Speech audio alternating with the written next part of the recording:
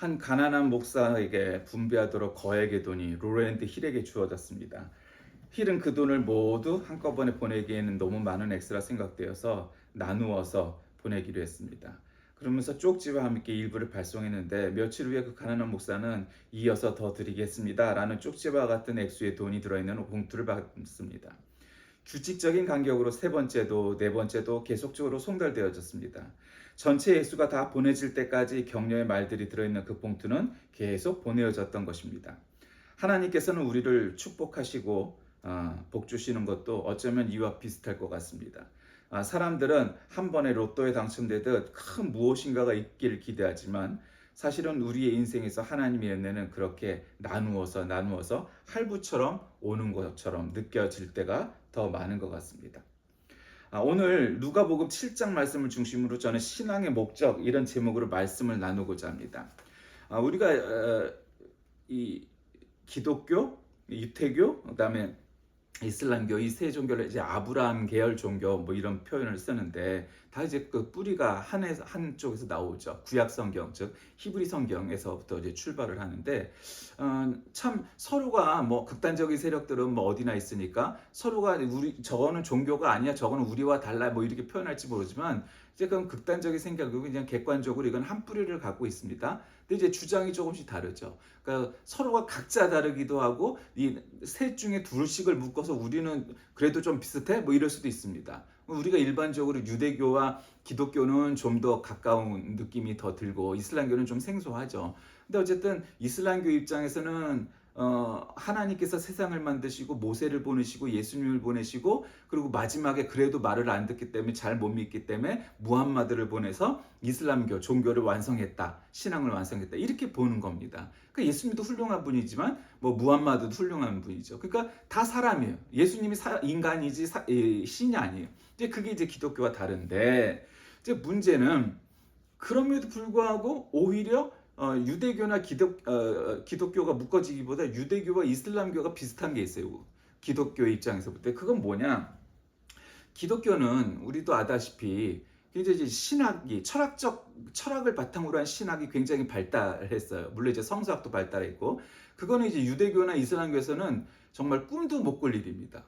여러분 저는 그 성서학 전공은 아니지만 성서학 그 책을 그 독일계 책을 보면 혀를 내두르겠어요. 야, 이렇게 성서학을 갖다 깊이 있게 팠다고? 그러니까 성서학이라는 게 사본이 많을 거 아니에요. 예를 들면 뭐 마태복음 책이 뭐 5천 가지다. 뭐 그럴 수 있잖아요. 뭐 창세기 책이 뭐 2천 가지다.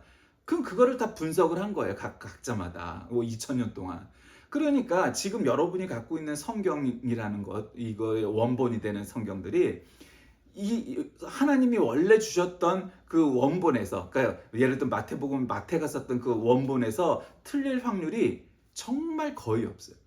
그거를 이제 설명하기가 어려운데 뭐 예를 들면 뭐 5천 개든 뭐 500개든 사본이 있으면 그 사본을 비교해서 공통적인 것만 빼냈기 때문에 그래요. 쉽게 설명하면 그래요. 그리고 이제 거기다 교차 검증을 또 하는 거죠. 그리고 이제 그 사본에 시대적인 거를 또 해서 가장 오래된 것에 이제 더 강점을 두는 거죠. 그렇게 하다 보니까 여러분 아마 유럽 사람들 특히 독일 사람들이 아니었으면 그런 걸 해냈을까? 못 해냈을 거예요. 이렇게 성경에 가까운 거 못해요. 그러니까 뭐 특히 뭐 독일 신학 뭐 이 자유주의 신학이다 이렇게 비판하는 사람들도 독일 신학을 정말 이해하면 야 독일의 신학자들 성사학자들이 아니었으면 오늘날 우리가 이런 성경책을 가질 수가 없었겠구나. 유럽 사람들 이게 덕분이구나 하는 거를 깨달을 거예요. 아마 동양이었으면 그렇게 못하지 않았을까? 그러니까 서양의 강점이 있었다는 거예요. 물론 동양의 강점도 있겠지만. 그러니까 어쨌든 그래요. 근데 이제 오히려 유대교와 이슬람교가 비슷하고 기독교가 좀 다른 거는 철학과 신학을 바탕으로 해서 우리는 목회자가 되려면 어떻게 돼? 신학자가 되려면 어떻게? 신학교를 가죠. 그게 이제 뭐 당연한 거잖아요. 그럼 뭐 예수 안 믿어도 알잖아요. 신학교 그러잖아요. 신학대학교가 돼서도 우리는 보통 그냥 신학교라고 그래요. 근데 유대교와 이슬람교의 공통점은 뭐냐면 걔네들은 뭐 랍비가 됐든 이맘이 됐든 그 종교 지도자, 우리로 얘기하면 목회자가 되는 그 길에 신학교라고 부르지 않아요. 물론 신학교라고 부르는 데도 있죠. 근데 법학교를 가는 거예요. 이게 처음에는 제가 납득이 안 됐어요. 아니 왜 이 종교 계열에서 신학교라고 불러야지 그걸 법학교라고 부르나? 그게 왜 그런지를 이제 알게 됐어요. 어느 순간. 그게 왜 그러냐? 우리는 철학과 신학을 바탕으로 한 인문학적인 부분에서 성서를 우리가 어떻게 해석하고 이해해서 적용하느냐 하는 전반을 다 그냥 신학이라고 부르니까 우린 신학교 가는 거예요. 근데 이쪽은 어떻게 이해하냐면, 야, 뭐 해석이 뭘 필요해? 그거보다는 그냥 성경에서 경전에서 얘기하는 무엇을 먹을까 무엇을 마실까 염려하지 말라, 이런 거는 기독교 입장인 거고 예수님의 입장인 거고, 그 사람들은 생선을 먹지 마라, 돼지고기를 먹지 마라, 그럼 먹지 않으면 되는 거야. 해석이고 뭐가 아무 필요가 없는 거예요. 그러니까 법학이 중요한 거야. 그 사람들은 종교법이 오늘날 2000년이 지난, 뭐 그 사람들은 2000년 안 됐지만 1500년이 지난 지금도, 이슬람교가 시작돼서 유대교는 뭐 수천 년이 지난 지금도 구약 성경에서 말씀하시는 그 얘기를 그냥 그대로 지키면 되는 거예요. 그러니까 시대적 변천이라든가 뭐 이거 아무 의미가 없어요. 그러니까 하나님 우리에게 주신 말씀인데 그 말씀대로 그냥 살아. 돼지고기를 왜 먹지 마. 근데 사실 그 돼지고기 문제도 그게 정말 그러냐? 그 여러 가지가 있죠. 돼지고기는 상하기가 쉬운 음식이니까 중동 같은 지역에서는 안 먹는 게 상하기가 쉬워서 이제 그랬다, 뭐 이런 설도 있고, 뭐 여러 가지 설이 있죠. 그러니까 이제 뭐 특별히 돼지가 뭐 더럽다 이런 거는 아니에요. 사실 아는 사람은 지금 이슬람 쪽 사람들도 인정을 하죠. 아마 그럴 확률이 더 높을 거예요. 어쨌든 간에 그래서 그게 법학이 더 커져서 이맘이나 랍비가 되려고 그러면 법학교를 가는 거예요. 이를테면 그러니까 우리는 신학교라고 부르는 걸. 이제 그게 다른 거예요. 그러면 이제 그거에서 다른지만 또 비슷한 점도 있어요. 뭐가 비슷하냐? 여러분, 모든 종교는 사랑, 자비, 뭐 긍휼 이런 거를 설파하고 그렇게 실천하라고 가르치지 폭력을 조장하지 않아요. 그 뭐 우리는 이제 이슬람교를 폭력의 종교라고 사실 얘기하잖아요. 그렇죠? 테러의 종교. 이제 근데 그거는 이제 약 80년대 이후고 그 전만 해도 그런 느낌은 없었어요. 근데 이제 갑자기 이제 이 이스라엘 사람들이 강성이 되죠. 막 그냥 극우 분자들이 되고 원리주의가 되고 말이야. 막 그런 식으로 돼요. 근데 이슬람교만 그러냐면 기독교도 그렇고 유대교도 마찬가지예요. 기독교도 십자군 전쟁, 굉장히 의미 없는 전쟁을 계속했잖아요. 심지어는 그 카다피는 미국이 자기네 나라를 이렇게 침략한 거를 두고서 그거를 뭐 제8차 십자군 전쟁이다 뭐 이렇게 얘기를 해요. 그러니까 이슬람 사람들이 느끼는 십자군은 뭐냐면 가만히 있는 평화로운 중동 이슬람 사람들을 저 유럽의 오랑캐가, 기독교 오랑캐가 쳐들어왔던 침략 전쟁이라고 그들은 이해해요. 근데 그런 면도 있어요. 다 100%는 아니지만 그런 면이 굉장히 강해요. 기독교의 오류죠. 근데 이제 그런 전 이해를 한다면 지금 이 사람들이 이렇게 날뛰는 것이 아마도 더 오래 갈 것이고 그 사람들도 깨닫고 멈추기까지는 훨씬 더 오래 갈 거예요. 기독교의 그 십자군 전쟁이 얼마나 오래 갔어요. 근데 이슬람의 그 이런 무장 세력들이 이 막 테러하고 말도 없이 죄 없는 사람 죽이고 하는 것들이, 야 니네는 이것부터 더 했으면서 이제 이러면서 이제 점점 더해져가는 거죠. 이제 그런 요소가 있어요. 근데 이제 기독교는, 서양 기독교는 이제 그런 종교의 이름으로 이제 하지 않죠. 왜 그래요? 여태까지 그 경험을 통해서 배운 거죠. 야, 십자군 전쟁으로 종교의 미명하에 사실은 정치적인 영토적인 야망을 갖는 이러한 것은, 이거는 죄다라는 것을 깨달았기 때문에 그 이후에는 그다지 그렇게 저기 안 해. 물론 이제 그 위에 제국주의도 있었죠. 그러니까 제국주의 이후에 2차 대전이 끝난 다음엔 유럽이 많이 성숙해졌어요. 그럼 미국도 그렇지 않은데 유럽은 확실히 전쟁을 일으키는 것은 어떤 면으로든 유익하지 않다, 이런 것은 확실히 깨달은 것 같아요. 그래서 이제 큰 전쟁이 없는 거죠. 이제 우크라이나 전쟁이 일어나기 전까지. 어쨌든 그렇게 됐어요. 근데 이 모든 종교의 출발은 뭐예요? 사랑, 자비, 인애, 긍휼, 뭐 이런 거란 말이에요. 이슬람은 그렇게 말하지 않고, 유대교는 그렇게 말하지 않고, 기독교는 그렇게 안 하고, 뭐 불교는 뭐 안 그러고, 힌두교는 안 그렇게 했어요. 다 그렇게 얘기해요. 그럼에도 불구하고 뭐 문제가 생기죠. 근데 사실은 그렇게 말을 하지만 그거 모든 종교가 이론적으로는 그렇지만 실제로 꼭 그러냐? 그거는 이제 또 다른 차원의 문제죠. 그건 이제 원리가 아니니까. 오늘 이 누가복음 7장에 나오는 거는 나인이라는 성읍, 나인성에 예수님께서 가다가 한 과부를 만납니다. 여러분, 우리가 성경에서 과부라는 단어를 만났을 때 어떻게 이해해야 된다? 뭐 과부니까 당연히 남편은 죽었겠죠. 그리고 가난해요. 대부분의 과부는 다 가난해요. 이때는 남편이 없으면 혹은 아들이 없으면 가난할 수밖에 없는 경제 구조예요. 그러니까 얘는 아주 그냥 간신히 굶어 죽지 않을 만큼 얻어먹고 살 수 있을 만큼 아주 극빈의 가정이든가 아니면은 창녀로 살든가 기생으로 살든가 뭐 거의 두 종류예요. 물론 이제 부잣집에서 과부가 된 사람들은 또 있었겠죠. 그러나 그 숫자도 적고 성경에 나오는 부저 과부는 많지 않아요. 거의 없어요. 그러니까 그냥 성경에서 과부가 나오면 이 사람은 늙고 병들고 가난한 그런 거의 상징이라고 이해해도 무방해요. 근데 그런 상황의 과부가 나인성에 있었는데 아들이 죽었다는 거예요. 그 여러분 이런 전제하에서 과부에게 아들이 하나 있었는데 그 아들이 장가도 가고 손주도 낳고 경제활동도 하면서 살면은 굶어 죽을 만큼 어렵진 않을 거예요. 그런데 그 아들이 죽었다는 거예요. 이 성경에는 그가 뭐 결혼을 했다는 등 이런 얘기는 없지만 어쨌든 멀쩡한 아들이 갑자기 죽게 됐다는 거예요. 그러니까 주님께 다가온 그 여자가 이제 울고 있었던 거죠. 그러면서 이제 예수님께서 그 여자를 보면서 울지 말아라. 그러면서 그 관에다가 손을 대니까 메고 가는 사람들이 멈추어 섭니다. 그러니까 젊은이야, 내가 너에게 말한다. 일어나라. 그러니까 그 사람이 일어나 앉아서 말을 하기 시작했다는 거예요. 그리고 예수님께서 그를 그 어머니에게 돌려주셨습니다. 그래서 이 이야기가 온 동네에 그냥 퍼지기 시작했다. 아주 그냥 짧은 내용이에요. 짧아요. 그렇죠? 굉장히 심플해요. 심리적인 묘사도 거의 없고요. 그냥 팩트 자체만 그냥 기록한 거의 신문 기사와 같은 보도와 같은 내용이에요. 예수님의 명령에 죽었던 자가 일어나서 앉아 말을 하기 시작했다는 이야기. 기적이죠. 기적이에요. 그러니까 뭐 기적을 일체 믿지 않는 그런 사람들의 입장에서는 그 말도 안 되는 소리 하지 마. 죽었던 사람이 어떻게 살아나냐? 뭐 그랬다는 거예요. 그렇게 생각을 할 거예요. 그러나 분명히 성경은 그렇게 말씀하셨어요. 죽었던 자가 다시 일어나 앉은 거죠.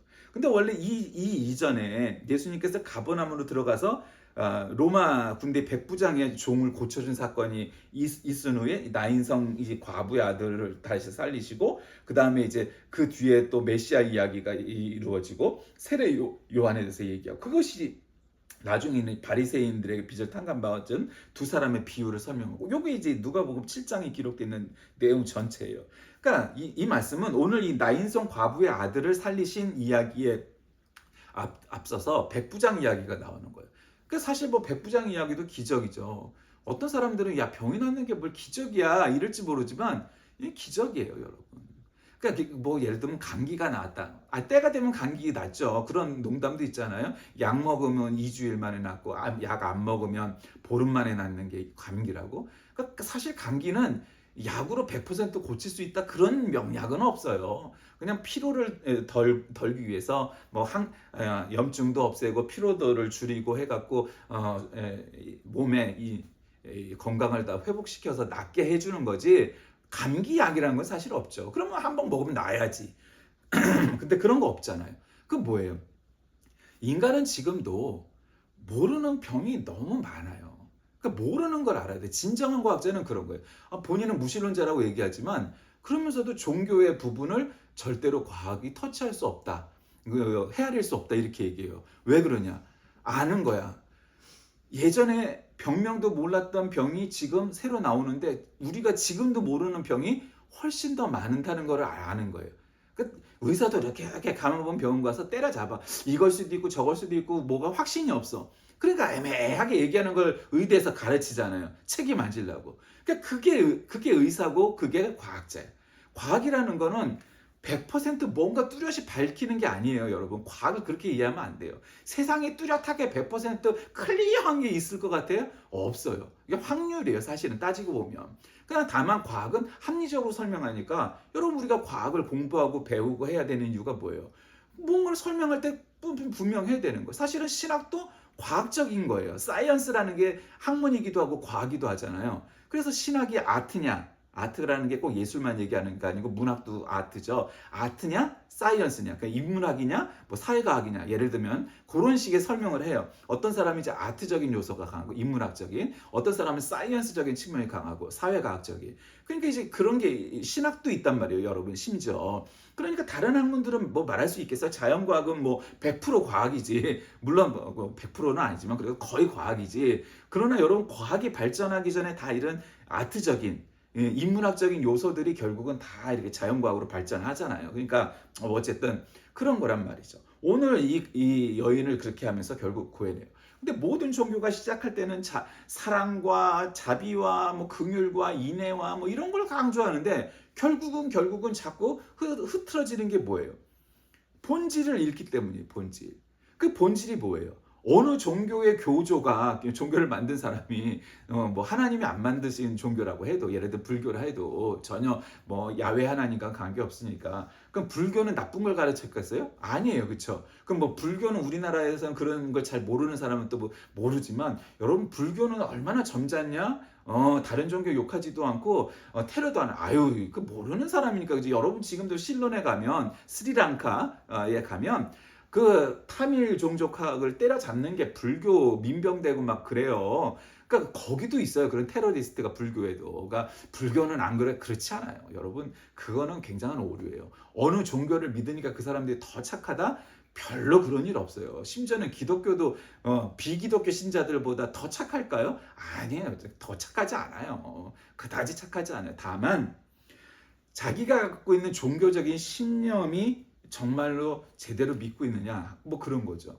여러분 그런 걸로 따지면 이슬람교가 1등 아닐까요? 제가 볼 때는 객관적으로 이슬람교가 종교적 신념이 가장 투철한 종교인 것 같아요. 그 다음에 이제 뭐 기독교쯤 될 거고 뭐 그 다음에 카톨릭쯤 될 거고 뭐 이런 거죠. 일신교들이 이런 게 강해. 불교는 아유 착하게 살면 되지. 다 극락에 가, 다 천국에 가. 이런 거에 강하죠 오히려. 그러니까 일신교들이에요. 그러니까 여러분 일신교와 다신교는 그게 다른 거 아니겠어요? 힌두교가 수십만 개의 종류의 신이 있잖아요. 그게 정말 종교일까? 물론 그 사람들은 불교나 힌두교 또 같은 계열이니까 여러분 힌두교 신자 중에도 부처님을 또 굉장히 또 하는 사람이 있어요. 왜? 여러 신 중에 하나야 부처는. 그러니까 뭐이 힌두교는 모든 게 다 신이야. 돌도 신이고 뭐 소도 신이고 코끼리도 신이고 다 신이야. 심지어는 여러분 인도에서 가장 유명한 스포츠는 크리켓이에요. 여러분이 상상하는 이상이에요. 인도가 축구를 못하는 이유가 딱 한 가지예요. 그렇게 14억이 되는 가장 세계에서 많은 인구를 가진 나라인데 축구를 못해. 그 이유는 딱 한 가지예요. 중국과 달리. 이 나라는 스포츠 신경이 있으면 다 크리켓 선수가 돼야 돼요. 이 사람들은 프로야구, 프로축구 선수들 이상으로 연봉을 받아요. 그 가난하는 나라에서. 그러니까 다 크리켓 선수가 되기 때문에 축구 따위를 하지 않아요. 왜 그래? 쓸데없는 짓을 해요. 크리켓을 해야지. 그게 인도란 말이에요. 근데 그 인도의 특수성이 결국 그 크리켓 선수도 모시는 사당 신으로 만들어요. 어마어마하지. 우리로 따지면 손흥민 교야. 손흥민 신을 믿는 거야. 그런 식으로 한다니까. 그러니까 여러분 모든 종교가 그래요. 근데 여러분 종교의 도대체 신앙의 목적이 도대체 뭘까요? 한번 우리가 다시금 원론으로 돌아가서 여러분 아까도 자꾸 말씀드리지만 사랑, 자비, 인내, 긍휼 뭐 이런 거 아니겠어요? 그런데 가만 보면 오늘날 우리 삶에서 그거를 잃어버리는 사람들이 꽤 많아졌어요. 그 우리가 종교에 귀의하고 신앙을 믿고 뭐 종교 생활을 하고 하는 그 모든 것들의 그 출발점은 뭐예요?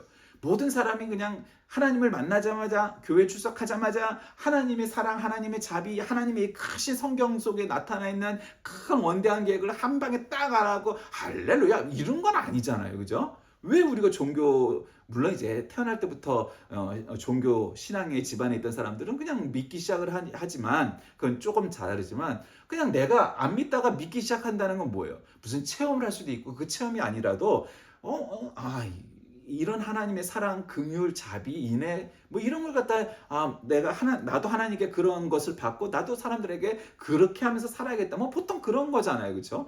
그런데 오늘 이 나인성 과부를 만났을 때 예수님은 그 외아들을 잃었으니까 얼마나 이 아줌마가 이 할머니가 울었겠어 이 과부가 그냥 뭐 정말 오늘 내가 죽는 게 낫지 이 아들이 죽는 게 낫겠어요?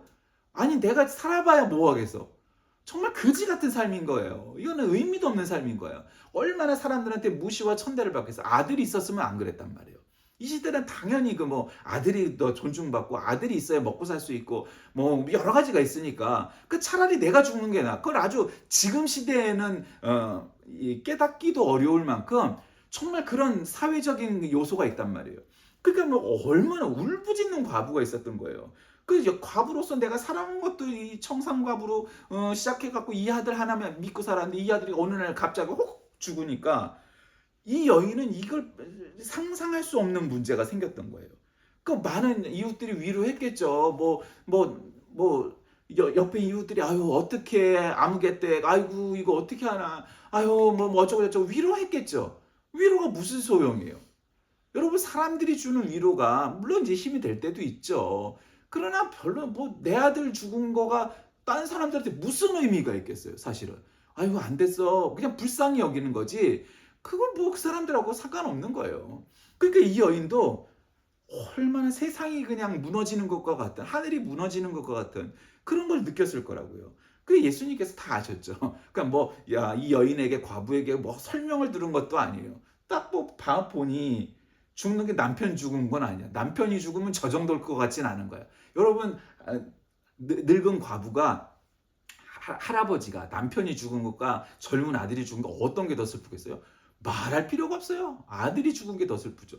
아니 늙은 할아버지가 죽은 거는 아무 갈 때가 돼서 간 거야. 그러니까 슬프긴 해도 젊은 아들이 죽는 것과 같은 그런 충격은 없을 거라고요. 그런데 멀쩡히 나보다 몇십 년은 더 살아야 될 아들이 나를 제치고 먼저 죽었는데 여러분 그거 황당한 일이잖아요. 자식이 부모보다 먼저 죽는 건. 그래서 뭐 유교에서는 그걸 불효라고 얘기를 하는 거잖아요. 뭐 불효건 아니건 관계없이 얼마나 이 어머니 입장에서는 충격적이었겠어요. 내가 죽는 게 낫지 정말 그렇게 생각했을 거라고. 뭐 다른 건 둘째치고 남편이 죽었으면 그렇지 않았을 거예요. 근데 아들이 죽었기 때문에 이 충격은 어마어마했을 거라고. 그때 이 예수님께서 이 여인에게 다가가서 구구절절 설명을 들은 게 아니라 그러지 않고 오히려 일어나라 이러는 거예요. 여러분 이렇게 우리에게 예수님께서 오신 목적, 우리가 신앙을 가져야 되는 목적, 그게 뭐예요? 이런 긍휼이에요. 근데 여러분 이 과부라는 거는 사회적 약자라고 제가 말씀을 드렸잖아요. 이런 하나님 예수님께서 이 땅에 오셔서 많은 기적을 베푸세요. 이렇게 심지어 죽었던 사람을 살리기도 하고 태어날 때부터 장애를 가지고 병을 가진 사람들을 갖다 깨끗이 낫게도 하고 5천 명을 먹이기도 하고 별로 안 믿는 사람은 안 믿겠지. 근데 여러분 아니 하나님이 그까진 일이 뭔 대수겠어요. 그까진 일들이 그거는 별개가 아니에요. 정말 기적은 뭘까요? 죽었던 사람을 살리는 게 진짜 기적일까요? 아니에요. 여러분 그게 신앙의 신비인 거예요. 뭐냐? 그게 진짜 기적이 아니라 진짜 기적은 하늘에 계신 하나님께서 나를 위하여 이 땅에 오셔서 나를 구원하시기 위해서 나 대신에 십자가에 달려 돌아가시고 부활하시고 승천하셨다라는 이 사실이 정말 참다운 기적인 거예요. 이게 깨달아져야 되는 거예요. 이게 기적이지. 뭐 죽었던 사람을 살리고 5천 명을 먹이고 뭐 태어날 때부터 장애를 갖고 병을 갖고 있는 사람들을 깨끗이 낫게 하고 여러분 창조주 하나님이 그와 같은 일을 하는 게 뭐이 대단한 일이겠어요. 세상을 만드셨는데. 그러니까 진짜 기적은 내 의로움으로는 내 선함으로는 구원받지 못할 나를 위하여 나 대신 죽으시고 부활하시고 승천하시고 나를 대속하시기 위해서 하나님이 직접 오셨다. 그게 기적이 최고의 기적이에요. 예수님께서 오신 목적이에요. 하나님이 이 땅에 내려가고 잘 봐. 내가 하나님이야. 내가 하나님이니까 날 보고서 하나님 잘 믿어야 돼. 자랑하려고 오신 게 아니에요. 여러분 그때 당시에 가장 예수님을 핍박했던 게 누구예요? 이제는 여러분 귀에 못이 박히도록 알죠? 바리새인들, 사두개인들이, 서기관들이, 로마 제국군이에요. 왜? 기득권자, 힘 있는 놈. 그러니까 그런 힘 있는 자들 입장에서는 예수라는 이 젊은이가 같지 않은 거야. 야 너까지 촌놈이 네가 무슨 정식 신학교를 나와서 신학 박사학위가 있어 로마 시민권이 있어 뼈대 있는 가문이기를 해 무슨 뭐야 니까짓 게 이런 거예요. 그런데 예수님은 그러지 않으셨죠. 그런 인간적인 요건들을 안 가지셨다고 치고 그분은 신적 권위를 가지신 분이세요. 왜? 본인이 하나님이시고 하나님의 아들이셨으니까. 사람들이 그거를 모르는 거죠. 그걸 모르니까 까분 거예요. 한마디로. 하나님 앞에서 까분 거예요. 여러분 바리새인들이 천국 갔을까? 뭐 어쨌든 나중에 회심해서 갖다 칩시다. 천국에 가서 깜짝 놀라지 않았겠어요? 에? 예수님 만나고? 와, 내가 그렇게 좀 그때 잘해서 나도 12사도 12사도 안에 내가 나도 들걸 그런 생각 안 했겠어요? 할 거란 말이죠. 왜? 그때 몰랐으니까. 그러니까 이 무지가 문제인 거예요. 무지. 여러분, 근데 문제는 오늘날 이 사회가 이렇게 혼탁하고 이런 거 뭐겠어요?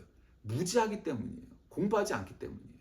그 세상에 과학도 공부하고 신문도 보고 그다음에 성경책도 좀 읽고 뭘 알아야 이게 뭐 알아야 면장을 하지. 그 면장이 군수 면장은 아닙니다. 어쨌든 면장을 할 텐데 아니 이거는 뭘 성경도 제대로 안 읽어 과학도 제대로 안 읽어 신문도 제대로 안 읽어 그러니까 계속 거짓말만 하게 돼 있는 거예요. 세상이. 그러니까 거짓말을 해도 와 해주는 세상이 돼버린 거예요.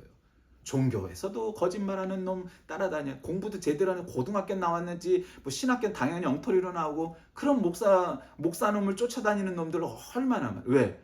그들이 무지렁뱅이니까 개돼지만도 못한 존재가 된 거예요. 스스로. 남이 그렇게 얘기하는 게 아니라 본인이 그렇게 돼버린 거예요. 종교만 그래요? 정치도 마찬가지. 개돼지 같은 존재들 많잖아요. 아유 저것들은 1년 뒤에 나오면 또 좋다고 찍어줘. 뭐 그러잖아요. 그거에 그냥 시달리는 거예요. 국민을 무서워하지 않죠. 신자를 무서워하지 않죠. 왜? 교만하기 때문이죠.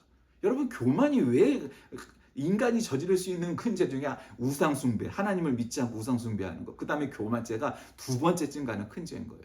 그 이제 교만죄를 갖고 있는 사람들은 대부분 다 우상 숭배도 해요. 하나님 안 믿어요. 왜? 자기가 하나님인데 왜 뭐 딴 사람을 믿겠어요?